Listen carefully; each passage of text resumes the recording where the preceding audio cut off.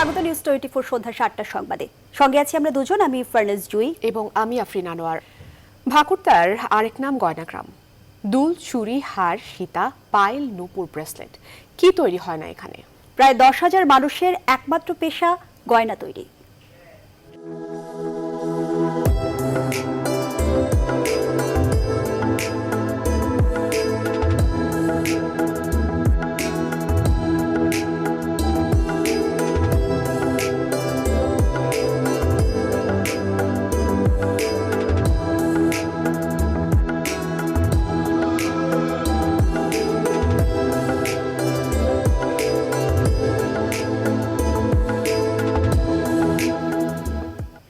এর সংবাদে থাকছে প্রতিবেদন, এবারে বিস্তারিত। যুবলীগের বহিষ্কৃত নেতা কাজী আনিসের 100 কোটি টাকার সম্পত্তি জব্দ করেছে দুর্নীতি দমন কমিশন। গ্রামের বাড়ি আর রাজধানীর বিভিন্ন স্থানে এসব সম্পদ গড়েন তিনি।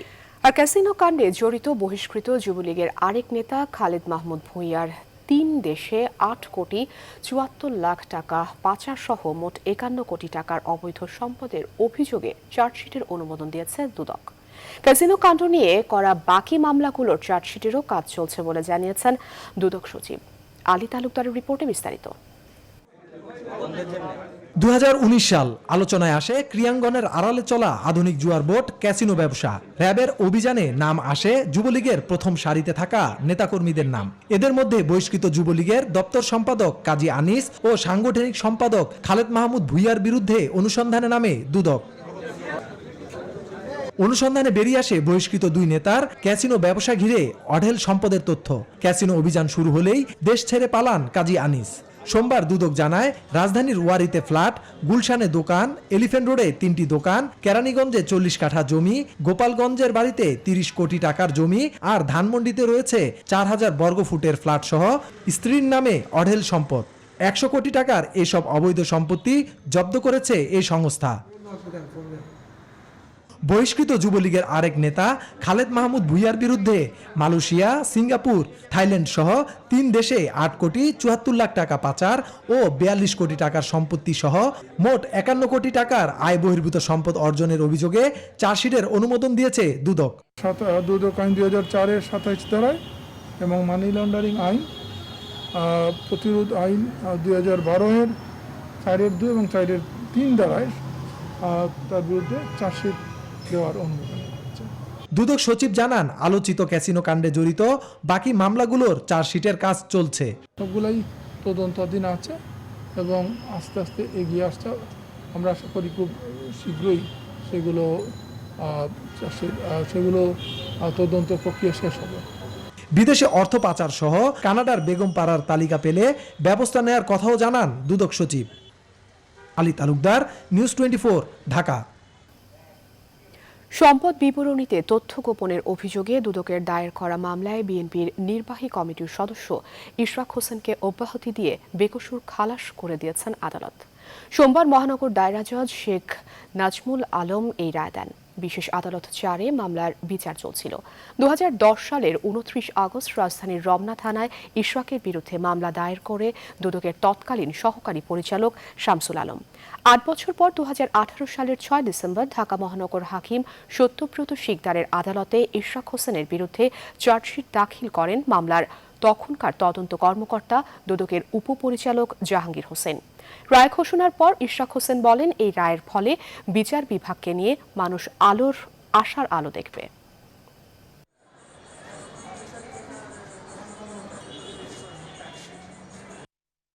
আমরা যে বলে আসছি গত 13 বছর ধরে বিচার বিভাগকে কুক্ষিগত করে ফেলা হয়েছে, গত 13 বছর ধরে বিচার বিভাগকে কুক্ষিগত করে ফেলা হয়েছে, বিচার বিভাগকে দলীয়করণ করে ফেলা হয়েছে এবং বিচার বিভাগকে যে একটি রাজনৈতিক বিরোধী মত দমনের হাতিয়ার হিসেবে ব্যবহার করা হচ্ছে, সেই জায়গায় আমি বলবো যে আজকে জনগণের বিজয় হয়েছে, দেশবাসীর বিজয় হয়েছে, দলমত নির্বিশেষে আমরা একটা আশার আলো দেখতে পাচ্ছি।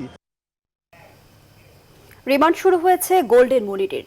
পুলিশ বলছে সম্পদের পাহাড় গড়ার পেছনে মদতদাতা কারা, তাদেরকেও খুঁজে বের করা হবে। এসবে কোনো রাজনৈতিক সংশ্লিষ্টতা আছে কিনা সে উৎসও খুঁজছে তারা।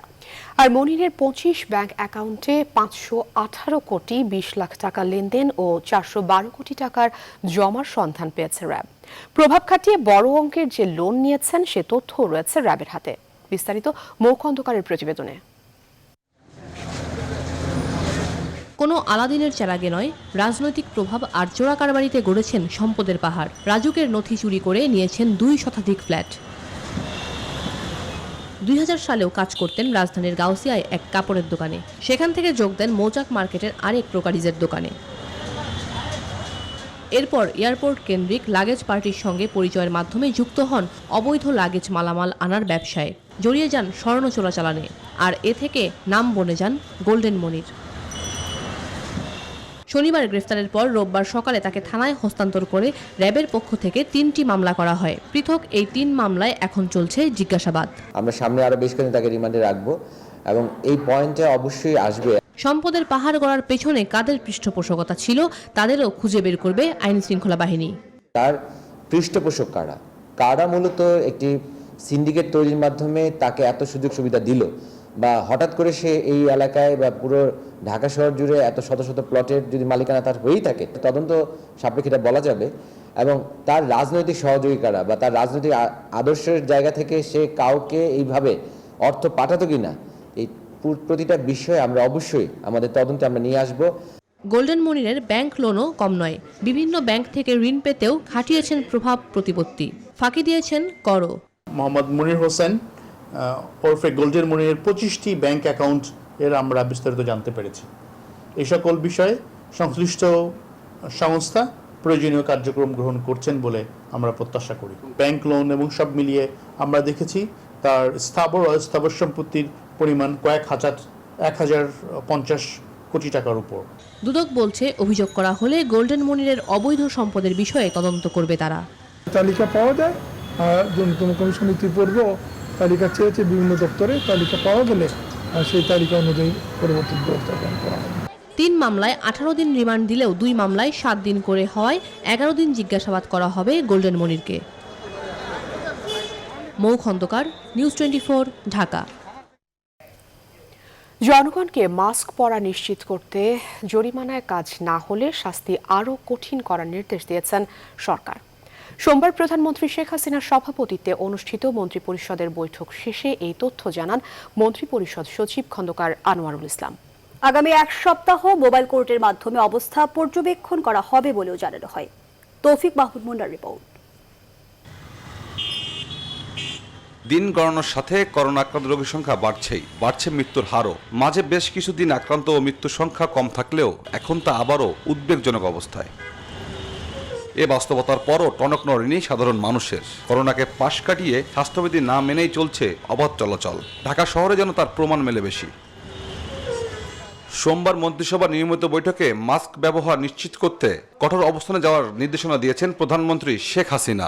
যেভাবে হোক মানুষকে আরো বেশি বেশি করে তাদের প্রচার করা, ফোর্স করা, যেভাবে হোক মানুষ যেন মাস্ক ইউজ করে। আমরা বলছি যে আরো 1 সপ্তাহ দেখতে, যদি ফাইনেও যদি মানুষেরই হয় তাদেরকে আরো মোটিভেশন করো এবং তারপরে আরেকটু স্ট্রং পানিশমেন্টে যেতে হবে। দেখা যাক আরেকটু, হয়তো ফাইনও বাড়াই দিতে পারে, হয়তো 1000 টাকা 500 টাকা ফাইন করলো, সেটা 5000 টাকা করে দিল। দেশের অন্যান্য জেলার তুলনায় ঢাকায় করোনা আক্রান্ত রোগীর সংখ্যা বাড়ছে বলেও তথ্য দেন মন্ত্রিপরিষদ সচিব।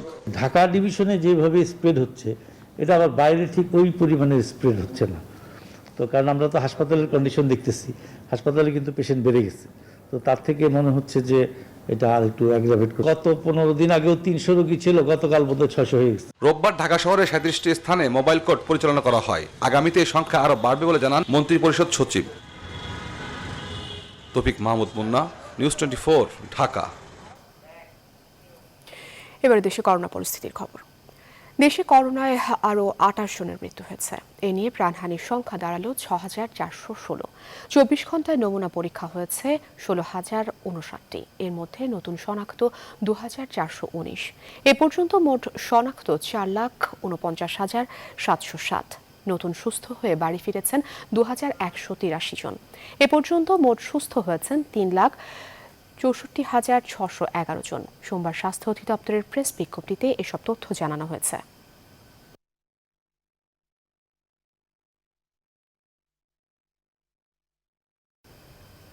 শীত শুরু হওয়ার আগে করোনা রোগীদের জন্য হাসপাতালে আইসিইউ সংকটের শঙ্কা দেখা দিয়েছে।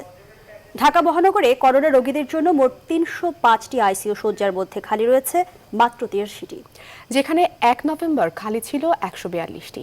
সোমবার স্বাস্থ্য অধিদপ্তর জানিয়েছে, রাজধানীতে ১৯টি করোনা নির্ধারিত হাসপাতালের মধ্যে ৭টি হাসপাতালে কোনো আইসিইউ শয্যা খালি নেই। বিস্তারিত হাসান পারভেজের প্রতিবেদনে। শীতে দেশে করোনার দ্বিতীয় ঢেউ শুরু হতে পারে বলে সরকারের পক্ষ থেকে আশঙ্কা করা হচ্ছে। তবে শীত শুরু হতে না হতেই বেশ কয়েকদিন থেকে করোনা আক্রান্ত রোগী, আক্রান্তের হার ও মৃত্যুর সংখ্যা বাড়তে শুরু করেছে। আশঙ্কার কথা, রোগী বাড়ার সঙ্গে সঙ্গে করোনা হাসপাতালে আইসিইউ শয্যার ওপর চাপ বেড়েছে। বিশ্ব স্বাস্থ্য সংস্থার তথ্য অনুযায়ী করোনা ভাইরাসে আক্রান্ত ৫% জটিল রোগীর আইসিইউ শয্যার প্রয়োজন। তবে দেশে শুরু থেকেই করোনা রোগীদের জন্য আইসিইউ শয্যা ছিল অপ্রতুল। ঢাকা মহানগরীতে করোনা রোগীদের জন্য আইসিইউ শয্যা ৩০৫টি, এর মধ্যে ফাঁকা রয়েছে মাত্র ৮৩টি। অথচ মাসের শুরুতে আইসিইউ ফাঁকা ছিল ১৪২টি। সোমবারে স্বাস্থ্য অধিদপ্তরের দেয়া তথ্য অনুযায়ী কুমিরলা জেনারেল হাসপাতাল, রাজারবাগ পুলিশ হাসপাতাল, বঙ্গবন্ধু শেখ মুজিব মেডিকেল বিশ্ববিদ্যালয়, ফুলবাড়ী সরকারি কর্মচারী হাসপাতালে আইসিইউ ফাঁকা নেই। এছাড়া ৩টি বেসরকারি হাসপাতালেও আইসিইউ শয্যা খালি নেই। এখনো মানুষ আইসিইউতে যাচ্ছে আসলে বাসায় চেষ্টা করে প্রাথমিক ধাক্কাটা সামলাতে, কিন্তু যাদের বয়স বেশি, যাদের কোমরবিডিটি আছে, তাদের জন্য তখন জটিলতা তৈরি হয়ে যায়। আপনি যত দ্রুত হাসপাতালে যাবেন তত কম আপনার জটিলতা হবে, এবং সেটাই আমাদের সবার চেষ্টা করা উচিত। আমাদের সীমিত সংখ্যক আইসিইউ আছে বা ভেন্টিলেটর আছে, তো সেখান পর্যন্ত যেন যেতে না হয় সেই চেষ্টাটা আমাদের সবার করা উচিত। ঢাকার বাইরে চট্টগ্রাম মহানগরীতে করোনা রোগীদের জন্য আইসিইউ শয্যা মাত্র ৩৯টি, এর মধ্যে ফাঁকা ২৪টি। আর সারা দেশে করোনা রোগীদের জন্য আইসিইউ শয্যা রয়েছে মাত্র ৫৫৫টি, এর মধ্যে ফাঁকা ২৫৬টি আইসিইউ শয্যা। ব্যাপারটা হয়েছে কি, দ্বিতীয় ডোজ যদি শুরু হয়ে যায়, আমরা আইসিইউ বেড বাড়াতে চেষ্টা করতেছি। আইসিইউ যেতে আইসিইউ বেড রাতারাতি বের করে বাড়ানো যাবে না, আমরা আমাদের চেষ্টা অব্যাহত আছে যাতে আমরা বাড়াইতে পারি। বিশেষজ্ঞরা বলছেন, করোনা আক্রান্ত জটিল রোগীদের জন্য আইসিইউ ও অক্সিজেন সরবরাহ নিশ্চিত করতে স্বাস্থ্য বিভাগকে দ্রুত পদক্ষেপ নিতে হবে। হাসপাতালে শয্যা থাকতে তো হবে না, এখানে আমাদের বিশেষ করে চিকিৎসার জন্য যে সরঞ্জাম, অর্থাৎ পার্টিকুলারলি অক্সিজেন, তারপর হাই ফ্লো নেজাল ক্যানুলা, এগুলো যেন থাকে এবং পর্যাপ্ত অক্সিজেন সাপ্লাই যেন থাকে। করোনা দ্বিতীয় ঢেউ প্রতিরোধের জন্য হাসপাতাল প্রস্তুত করার পাশাপাশি নাগরিকদের স্বাস্থ্যবিধি কঠোরভাবে মেনে চলার তাগিদ দিয়েছেন জনস্বাস্থ্যবিদরা। হাসান পারভেজ, নিউজ 24, ঢাকা। এদিকে ঊর্ধ্বমুখী করোনা সংক্রমণের মধ্যেই রাজধানীতে প্রায় ১.৫ লাখ শিক্ষার্থীর উপস্থিতিতে নিয়োগ পরীক্ষা নেওয়ার সিদ্ধান্ত নিয়েছে ব্যাংকার্স সিলেকশন কমিটি। অন্যদিকে বিভাগীয় শহরগুলোয় আলাদা কেন্দ্র স্থাপনের মাধ্যমে ভর্তি পরীক্ষা নেওয়ার সিদ্ধান্ত ঢাকা বিশ্ববিদ্যালয়ের। মানবন্টনেও এসেছে পরিবর্তন। কর্তৃপক্ষ বলছে, স্বাস্থ্য সুরক্ষার বিষয়গুলো গুরুত্বের সাথে বিবেচনায় রেখেই সিদ্ধান্ত হয়েছে। আরও জানাচ্ছেন সজল দাস। কদিন ধরেই আবারও ঊর্ধ্বমুখী করোনা সংক্রমণ। প্রতিদিনই বাড়ছে সংক্রমণের হার, বাড়ছে মৃত্যুর সংখ্যা। এই বাস্তবতায় ৫ ডিসেম্বর ৭ ব্যাংক ও আর্থিক প্রতিষ্ঠানের সমন্বিত নিয়োগ পরীক্ষা নেওয়ার সিদ্ধান্ত নিয়েছে ব্যাংকার্স সিলেকশন কমিটি, যেখানে অংশ নেবে প্রায় ১.৫ লাখ পরীক্ষার্থী। কর্তৃপক্ষ বলছে, স্বাস্থ্য সুরক্ষার বিষয়টি বিবেচনায় রেখেই এই সিদ্ধান্ত নেওয়া হয়েছে। প্রতিটা কেন্দ্রে যে নরমাল ধারণ ক্ষমতা ছিল, এবারে তার থেকে মিনিমাম 25% থেকে 30% বেস দিয়ে ধারণ ক্ষমতা ঠিক করা হয়েছে। পরের বছরও নিয়োগ বিজ্ঞপ্তি প্রচার করার কথা আমাদের এখন, কিন্তু আগের বছরও পরীক্ষা না নিয়ে পরের বছরটা কি হলো। রাজধানীর পাশাপাশি বিভাগীয় শহরগুলোয় কেন্দ্র দিয়ে এবছর ভর্তি পরীক্ষা নেওয়ার সিদ্ধান্ত নিয়েছে ঢাকা বিশ্ববিদ্যালয়, যেখানে ১০০ নম্বরের পরীক্ষায় অংশ নেবেন শিক্ষার্থীরা। বিশ্ববিদ্যালয় কর্তৃপক্ষ বলছে, করোনা প্রেক্ষাপটে শিক্ষার্থীদের স্বাস্থ্য সুরক্ষা এবং আর্থিক অপচয়ের বিষয়টি বিবেচনায় নিয়েই এই সিদ্ধান্ত নিয়েছে বিশ্ববিদ্যালয় ভর্তি পরীক্ষা কাউন্সিল। লিখিত পরীক্ষা 40, এমসিকিউ 40 এবং এসএসসি এইচএসসি 10 করে 20, এই 100 নম্বরের পরীক্ষা অনুষ্ঠিত হবে, যাতে স্বাস্থ্যবিধি মেনে স্বাস্থ্য সুরক্ষা নিশ্চিত করে পরীক্ষা দেওয়া যায়। সেই কারণে দেশের 8টি শহরে আমরা পরীক্ষা দেওয়ার সিদ্ধান্ত গ্রহণ করি। পরীক্ষা সুষ্ঠুভাবে সম্পন্ন করতে সব বিষয় বিবেচনায় রেখেই প্রস্তুতি নেওয়া হবে বলেও জানায় বিশ্ববিদ্যালয় কর্তৃপক্ষ। সজল দাস, নিউজ 24, ঢাকা। সংবাদের এ পর্যায়ে একটা বিরতি দিচ্ছে। আরো খবর নিয়ে ফিরছি একটু পর। সঙ্গে থাকুন। বিরতির পর আবারও স্বাগত। আপনারা দেখছেন নিউজ 24 সন্ধ্যার সংবাদ। সন্দেহ হলেই টেস্ট, আর প্রমাণ পেলেই শাস্তি, এই নীতি নিয়ে পুলিশ বাহিনীর ভেতরে চলছে মাদকের বিরুদ্ধে জিরো টলারেন্স, যার প্রমাণ হিসেবে 10 জনকে চাকরিচ্যুত আর সাময়িক বরখাস্ত করা হয়েছে 18 জনকে। পুলিশ হেডকোয়ার্টার বলছে পর্যায়ক্রমে সব পর্যায়ের কর্মকর্তা ও কর্মচারীদের এই প্রক্রিয়া আনা হবে। বিশ্লেষকরা বলছেন উদ্যোগ ভালো, কিন্তু নিরপেক্ষ নির্মোহভাবে প্রয়োগ করতে হবে। বিস্তারিত আশিকুর রহমান শ্রাবণের প্রতিবেদনে। জনগণের বন্ধু ও রক্ষক পুলিশের কিছু বিপদগামী সদস্য মাদক কারবারে জড়িয়ে বিভিন্ন সময় গণমাধ্যমের শিরোনাম হয়েছে। মাদক চোরাচালান করতে গিয়ে নিজ বাহিনীর সদস্যের হাতেই ধরা পড়েছেন তারা। এই বাস্তবতায় দীর্ঘদিন ধরেই বাহিনীর ভেতরে শুদ্ধি অভিযানের কথা শোনা যাচ্ছিল। সে ধারাবাহিকতায় মাদক সেবন প্রমাণ সাপেক্ষে পুলিশের 10 সদস্যকে চাকরিচ্যুত করা হয়েছে, সাময়িক বরখাস্ত হয়েছে আরও 18 জন। সুনির্দিষ্ট অভিযোগ পেলে কাউকে ছাড় দেব না। আমার প্রমাণ করতে আমার বাইরের কোনো সাক্ষীর প্রয়োজন নাই। ডোপ টেস্টে পজিটিভ হয়েছে, এটাই যথেষ্ট। এই ধরনের কুলাঙ্গার যাতে আমাদের বাহিনীতে থেকে আমাদের বাহিনীর ভালো কাজগুলোকে নষ্ট না করে। ডোপ টেস্টে পজিটিভ আসা পুলিশ সদস্যদের মধ্যে রয়েছেন 7 জন এসআই, 5 জন এএসআই, 5 নায়েক, 50 কনস্টেবল এবং 1 জন ট্রাফিক সার্জেন্ট। পুলিশ হেডকোয়ার্টার বলছে মাদক সংশ্লিষ্ট হলেই শাস্তি পেতে হবে।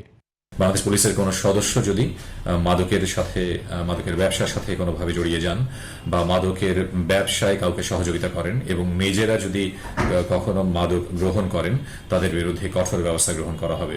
মাদকের সাথে যে কোনো প্রকার সম্পৃক্ততার প্রমাণ পেলে পুলিশ সদস্যদের বিরুদ্ধে কঠোর ব্যবস্থা গ্রহণ করা হচ্ছে। দেরিতে হলেও পুলিশ বাহিনীর ভেতরে মাদক বিরোধী এমন শুদ্ধি অভিযানকে ইতিবাচক হিসেবে দেখছেন বিশ্লেষকরা। তবে বলছেন বিভাগীয় ব্যবস্থায় যথেষ্ট নয়, প্রয়োজন ফৌজদারি শাস্তি। তার যে অপরাধটা, এটা শুধু বিভাগীয় মামলার মধ্যে সীমাবদ্ধ থাকলে হবে না, কারণ অপরাধটা হচ্ছে ফৌজদারি অপরাধ। পুলিশের ক্ষেত্রে একটা কালচার আছে যেটাকে আমরা বলি হচ্ছে ব্লু ওয়াল অফ সাইলেন্স। মানে হচ্ছে একজন সহকর্মী যদি অপরাধ করেন, অন্যরা চুপ করে থাকবেন, তারা নিষ্পক্ষ থাকবেন। এর কারণেই কিন্তু দুর্নীতি ব্যাপকভাবে প্রশ্রয় পায়। মাদক দিয়ে ফাঁসানো, বিক্রি এবং উদ্ধার করা মাদক কম দেখিয়ে টাকা নেওয়ার বিষয়ে পুলিশের আরও 29 জনের বিরুদ্ধে অভিযোগ আনা হয়েছে। আশিকুর রহমান শ্রাবণ, নিউজ 24, ঢাকা। এদিকে রংপুরে পুলিশের বরখাস্ত এএসআই মনিরুজ্জামানকে আটক করেছে মাদকদ্রব্য নিয়ন্ত্রণ অধিদপ্তর। সোমবার সকালে রংপুর নগরীর নুনপুর এলাকায় অভিযান চালিয়ে 3198 পিস ইয়াবা ও ফেন্সিডিল সহ তাকে আটক করা হয়। এছাড়া 3টি ব্যাংকের চেক, 8000 টাকা এবং 3টি মোবাইল ফোন জব্দ করা হয়েছে। রংপুর জেলা প্রশাসনের নির্বাহী ম্যাজিস্ট্রেট রাহাত বিন কুতুবের তত্ত্বাবধানে অভিযান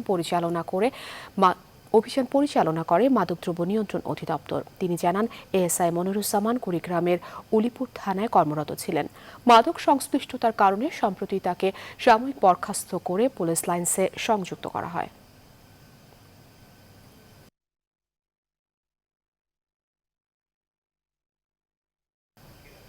প্রেসক্রিপশন ছাড়া অ্যান্টিবায়োটিক বিক্রি করলে ব্যবস্থা নেওয়া হবে বলে জানালেন স্বাস্থ্যমন্ত্রী জাহিদ মালিক। রাজধানীর বসুন্ধরা আবাসিক এলাকায় ইডব্লিউএমজি কনফারেন্স সেন্টারে দৈনিক কালের কণ্ঠ আয়োজিত এক সভায় একথা বলেন তিনি। এ সময় অ্যান্টিবায়োটিক ব্যবহারে সার্ভিলেন্স পদ্ধতি ব্যবহারের আহ্বান জানান বক্তারা। বিস্তারিত জানাচ্ছেন ফখরুল ইসলাম। অ্যান্টিবায়োটিকের যথেচ্ছ ব্যবহার ও করণীয় শীর্ষক কালের কণ্ঠ আয়োজিত এই গোলটেবিল বৈঠকে বক্তারা জানান, অ্যান্টিবায়োটিকের বাড়তি ব্যবহারে ক্ষতিগ্রস্ত হচ্ছে সাধারণ মানুষ। এর জন্য এর ব্যবহারে সার্ভিলেন্স পদ্ধতি ব্যবহারের আহ্বান জানান তারা। পৃথিবীর কোনো দেশেই প্রেসক্রিপশন ছাড়া অ্যান্টিবায়োটিক বিক্রি কল্পনাই করা যায় না, কিন্তু আমাদের এখানে সেই বিষয়গুলোর কোনো তোয়াক্কা আসলে করা হয় না। মাত্রার চেয়ে বেশি অথবা কম অ্যান্টিবায়োটিকের ব্যবহার এই সমস্যাকে আরো প্রকট করে তুলেছে। অ্যান্টিবায়োটিকের ব্যবহার কমাতে যথাযথ ব্যবস্থা নেওয়ার আহ্বানও জানানো হয়। এই গাইডলাইন ও প্রোটোকল যদি থাকে, এটা আমাদেরকে সাহায্য করবে ওষুধের যৌক্তিক ব্যবহারের নির্দেশ, চিকিৎসকদেরকে আত্মবিশ্বাস দিবে এবং অযৌক্তিক প্রেসক্রিপশন কমাবে। আমরা এইভাবে চললে নাতি নাতনিকে রেখে যাবো এমন একটা পৃথিবীতে যারা সাধারণ ইনফেকশনে মারা যাবে, অথচ শেলফ ভর্তি অ্যান্টিবায়োটিক থাকবে। অনুষ্ঠানে স্বাস্থ্যমন্ত্রী জানান, ভেজাল ওষুধ ও অ্যান্টিবায়োটিকের যাচ্ছে তাই ব্যবহার বন্ধে আইনি ব্যবস্থা নেওয়া হবে। আনপ্রেসক্রাইবড অ্যান্টিবায়োটিক ব্যবহার করা যাবে না, ওভার দি কাউন্টার করা যাবে না, এবং যদি কোনো ডাক্তার প্রেসক্রিপশন করে থাকে, অ্যান্টিবায়োটিক্সটা আমি দেখেছি, এটা আপনারা অনেকে বলেছেন যে কোর্স পুরা করে না। এই কোর্স পুরা করাটা খুবই জরুরি আমি মনে করি। যে করোনার সেকেন্ড ওয়েভ বিশ্বজোড়া শুরু হয়েছে, বাংলাদেশেও কিছু কিছু আমরা দেখতে পাচ্ছি আলামত, কারণ কিছুটা সংক্রমণ বৃদ্ধি পাচ্ছে, হাসপাতালে রোগীও বৃদ্ধি পাচ্ছে, মৃত্যুর হারও বৃদ্ধি পাচ্ছে। কাজে আমাদের সকলকে সচেতন হতে হবে। পাশাপাশি দেশে স্ট্যান্ডার্ড ট্রিটমেন্ট গাইডলাইন প্রণয়নেরও দাবি তোলা হয় অনুষ্ঠানে। ভ্যাকসিন না হবে। ফখরুল ইসলাম, নিউজ 24, ঢাকা। মোহামেডান ক্লাব ও বঙ্গবন্ধু স্টেডিয়ামে সর্বস্তরের মানুষের শ্রদ্ধা নিবেদন শেষে সবুজবাগের শ্মশানে বাদল রায়ের শেষকৃত্য অনুষ্ঠিত হয়েছে। এ সময় মোহামেডান ও বঙ্গবন্ধু স্টেডিয়াম প্রাঙ্গণে এক শোকাবহ পরিবেশের সৃষ্টি হয়। ক্রীড়াঙ্গন ছাড়াও বিভিন্ন রাজনৈতিক ও সামাজিক সংগঠন এ সময় শ্রদ্ধা নিবেদন করে। প্রধানমন্ত্রীর পক্ষ থেকেও জানানো হয় শ্রদ্ধা। মাহফুজুল ইসলামের রিপোর্ট।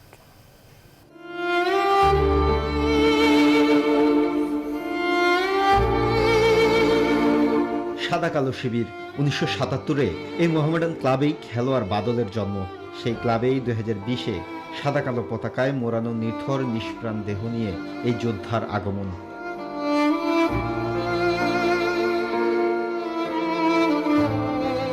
বাষট্টি বছর, এর এমন কি বয়স? 2017-তে ব্রেন স্ট্রোকের পর থেকে ধীরে ধীরে কমতে থাকে দেহের বল। মনোবলে টিকে ছিলেন, করেছেন ফুটবলের জন্য কাজ। তবে কিডনি জটিলতা, করোনা ধাক্কায় লিভারের 4র্থ স্টেজের ক্যান্সারের মতো ব্যাধির কাছে হার মানতে হলো এই স্ট্রাইকারকে। বাবা যদি ভুল ক্রমে কাউকে দুঃখ দিয়ে থাকে, অনুগ্রহ করে ক্ষমা করে দেবেন। আর বাবাকে সবসময় প্রার্থনায় রাখবেন, আশীর্বাদ করবেন। মোহামেডান ক্লাব থেকে বঙ্গবন্ধু স্টেডিয়াম 62 বছরের জীবনের বেশিরভাগ সময় সাদা কালো জার্সিতে মাতিয়েছেন এই স্টেডিয়ামের গ্যালারি। সেখানে বাদল রায়ের নিথর নিষ্প্রাণ দেহটা লেগেছে বড্ড বেমানান। ছিলেন ডাকসুর ক্রীড়া সম্পাদক। বাদল রায়ের শেষ ইচ্ছে অনুযায়ী তার লাশ মিনিট কয়েকের জন্য নিয়ে আসা হলো ছাত্র জীবনের অনেক স্মৃতি বিজড়িত শহীদ মিনারে। এরপর সবুজবাগের শ্মশানে তার শেষকৃত্য অনুষ্ঠিত হয়, আর এর মধ্য দিয়েই ঘটে দেশের ক্রীড়াঙ্গনের আরও এক অধ্যায়ের সমাপ্তির। মাহফুজুল ইসলাম, নিউজ 24, ঢাকা। সন্ধ্যা সংবাদের এই পর্যায়ে নিচ্ছে একটি বিরতি। সাথেই থাকুন। বিরতির পর আবারও স্বাগত। আপনারা দেখছেন নিউজ 24 সন্ধ্যার সংবাদ। রাজধানীর সোয়ারীঘাট এলাকায় দ্বিতীয় দিনের মতো অবৈধ স্থাপনা উচ্ছেদ করেছে বিআইডব্লিউটিএ। সোমবার সকাল 10টার দিকে নির্বাহী ম্যাজিস্ট্রেট জামিল আহমেদের নেতৃত্বে এই অভিযান শুরু হয়। সোয়ারীঘাট এলাকায় পাশে নলকোটা রাজারঘাট মৌজার বেশ কয়েকটি স্থাপনা গড়িয়ে দেয় বিআইডব্লিউটিএ। সরকারি জায়গা দখল করে বানানো হয় এসব স্থাপনা, যেগুলো একেবারে উচ্ছেদ করা হয়েছে। 1.5 বছর আগের সেই অভিযানের পর আবারও নতুন করে টিনশেড ঘর বানিয়েছিল দখলদাররা। এছাড়াও নতুন করে বসানো সীমানা পিলারের ভেতরে আরও কয়েকটি পাকা স্থাপনাও ভেঙে দেওয়া হয়। বিআইডব্লিউটিএ এর যুগ্ম পরিচালক গুলজার আলী জানান, নতুন করে বসানো সীমানা পিলারের সব স্থাপনা উচ্ছেদ করা হবে।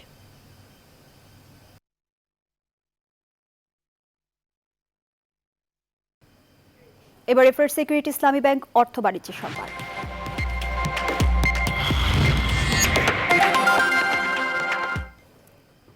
বিদ্যুৎ, জ্বালানি ও খনিজ সম্পদ প্রতিমন্ত্রী নসরুল হামিদ বলেছেন, ঢাকা শহরের বৈদ্যুতিক তার আগামী 4 বছরের মধ্যে ভূগর্ভস্থ করা হবে।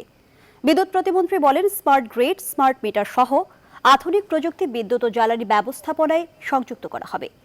সোমবার Bangladesh university of professional BUP ক্যাম্পাসে 5 কিলোওয়াট ভার্টিক্যাল উইন্ড টারবাইন স্থাপনের উদ্বোধনী অনুষ্ঠানে তিনি এসব কথা বলেন। জ্বালানি নির্ভরতা কমিয়ে সহনশীল কাঠামোর মাধ্যমে বায়ুশক্তিকে ব্যবহার করে নবায়নযোগ্য বিদ্যুৎ সরবরাহ করার জন্য এ ধরনের প্রকল্প নেওয়া হয়েছে। আরও বক্তব্য রাখেন বিইউপির vice chancellor major general Ataul Hakim Sarwar Hasan.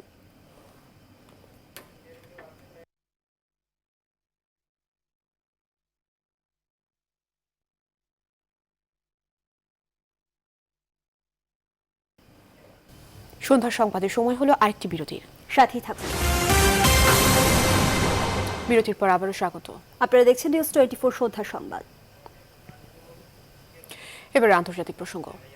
বিদায়ী মার্কিন প্রেসিডেন্ট ডোনাল্ড ট্রাম্পকে এবার পরাজয় মেনে নেওয়ার আহ্বান জানালেন তার ঘনিষ্ঠ মিত্র ক্রিস ক্রিস্টি। ট্রাম্পের আইনজীবীদের দলকে জাতীয় পর্যায়ের কলঙ্ক বলে আখ্যায়িত করেছেন নিউ জার্সির সাবেক এই গভর্নর। এদিকে মার্কিন পররাষ্ট্রমন্ত্রী হিসেবে অ্যান্টনি ব্লিংকেনকে বাইডেন নির্বাচিত করতে পারেন বলে ঘনিষ্ঠ সূত্র জানিয়েছে। আর চূড়ান্ত মার্কিন প্রেসিডেন্ট যেই হোক তার সাথে কাজ করার কথা জানিয়েছে রাশিয়া।